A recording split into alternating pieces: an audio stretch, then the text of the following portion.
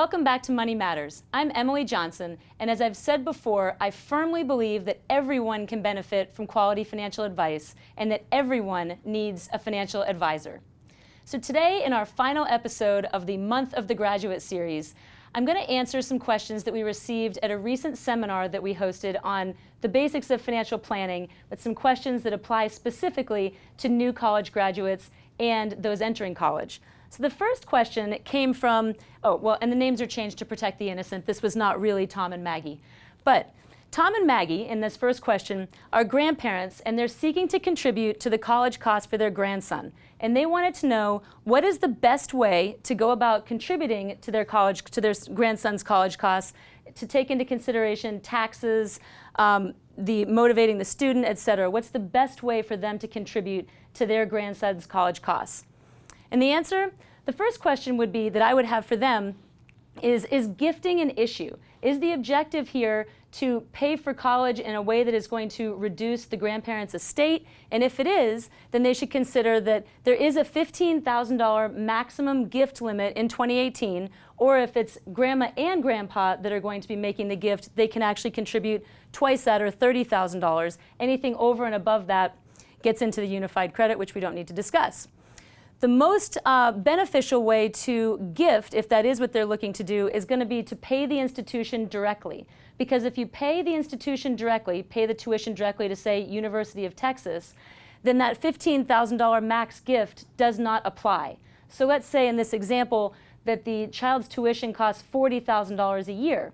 Well, grandma and grandpa can pay the University of Texas that full $40,000 directly and not impact that $15,000 gift limit at all. They could actually make an additional gift on top of that if they were then making that gift to the child. So paying the institution directly helps to avoid that $15,000 max gift limit. So that would be one of the first things that I would want to talk with them about. And then the next question would be, do you have any concern about the student's motivation? Because if you do, one thing that you might do is, instead of actually paying the student that year, you might encourage the student to go ahead, fill out a FAFSA, and take out a loan for X amount of dollars, and then you as the grandparent could make a contribution to a 529 plan in the same amount as that loan. That way, and then if the student graduates in 4 years or whatever it is that you're trying to motivate in that behavior, then you can use that 529 to pay off the student loan at the end of that period of time, say 4 years. So I've found that some parents like doing that because it does motivate the student to try to finish in a shorter period of time, and it also has the student have a little bit more skin in the game. So that was what we discussed with those grandparents. Second question comes from Joanne, and Joanne says, I heard that I can pay for college using life insurance. How exactly does that work? First of all, we'd have to be talking about what's called cash value life insurance. So if you have whole life insurance, universal life insurance, variable universal life insurance, permanent insurance, those are all different words that you hear for cash value life insurance. And what that means is that you've built up a cash balance inside your life insurance policy. So that's the only kind of life insurance that we could actually use or tap into if you were using that to pay for college. So the question would be, have you actually built up, do you have cash value life insurance, and have you built up enough cash value so that you could actually take either a loan or a distribution? Most plans or most policies, you can take a loan or a distribution. The loan, you're paying yourself interest, say 6, 7, 8, 9% or so. If you take a distribution from that life insurance policy, it might reduce the death benefit, so that's something to look at as well. You want to ask your insurance agent questions about that. And then the next question that I would have for Joanne is, are you considering purchasing a cash value life insurance policy for this purpose, or do you already have a cash value life insurance policy? If you already have one, fantastic. That might be a good option to use those funds to pay for education. If you don't have a cash value life insurance policy at this point in time, I probably would not recommend it, because the majority of the cash balance actually accrues after several years. So the policy has to be enforced for several years before you really do have any cash that's built up in there that you can borrow from. So it's really not going to be the best option if you don't already have a policy that's been enforced for 20 plus years. So in general, using life insurance is usually not going to be the best option. There's usually going to be some better and less expensive options that aren't going to require a loan or a distribution. But if you do have a cash value life insurance policy and this is something that you're thinking about doing, it's definitely worth looking into. So that was Joanne's question. Our next question came from Terrence. So Terrence is a new college graduate with $20,000 in school debt, and he wants to attend graduate school in a few years or start a new business. So $20,000 in college debt is actually, believe it or not, less than the national average. So he's asking me, what are his next best steps financially? And the answer is sort of a four-part plan. The first thing that he needs to look at is, does he have an opportunity to contribute the maximum that he can to an employer's 401k plan? If he's self-employed, he can set up a SEP or a Simple or his own 401k plan. But the first thing that he should do is make sure that he's contributing at least the employer match, at least enough to achieve the employer match, if not more than that, if he can possibly afford it from a cash flow perspective. So that'd be the first thing that he should look at doing.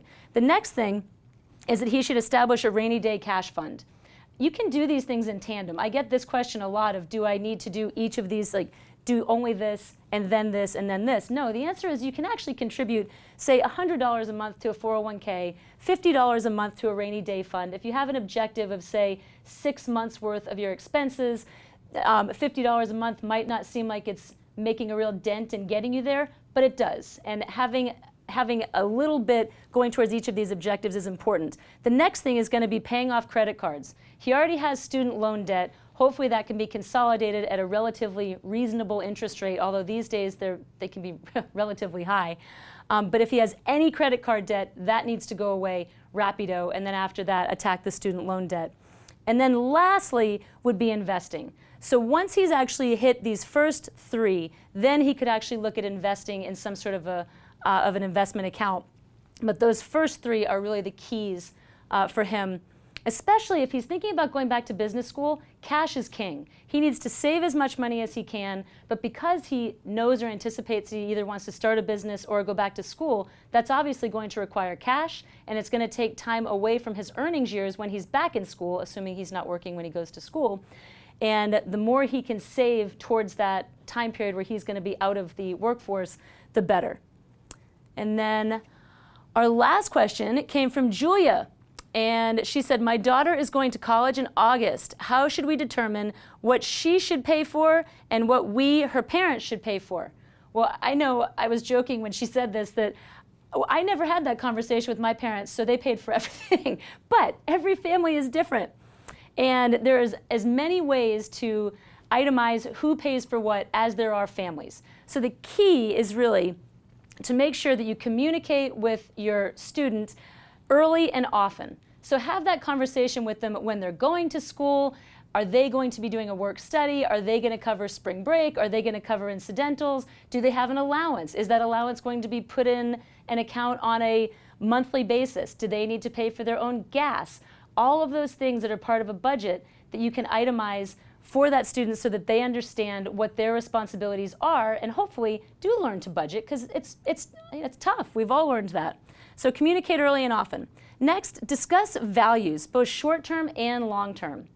The student needs to understand what it is that's of greatest value. Is that new pair of jeans going to be more important than the new $400 textbook, if they still have textbooks in college anymore? Maybe it's all online.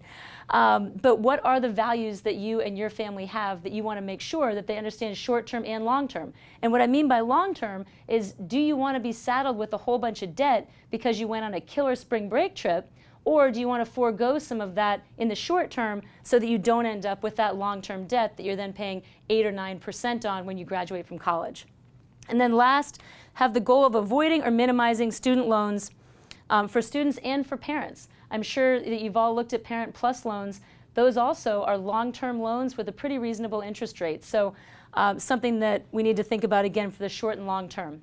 So those were the questions that we received here at our recent seminar and involving college and new grads.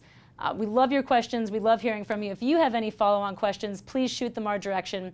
And until next week, this has been Money Matters. See you soon.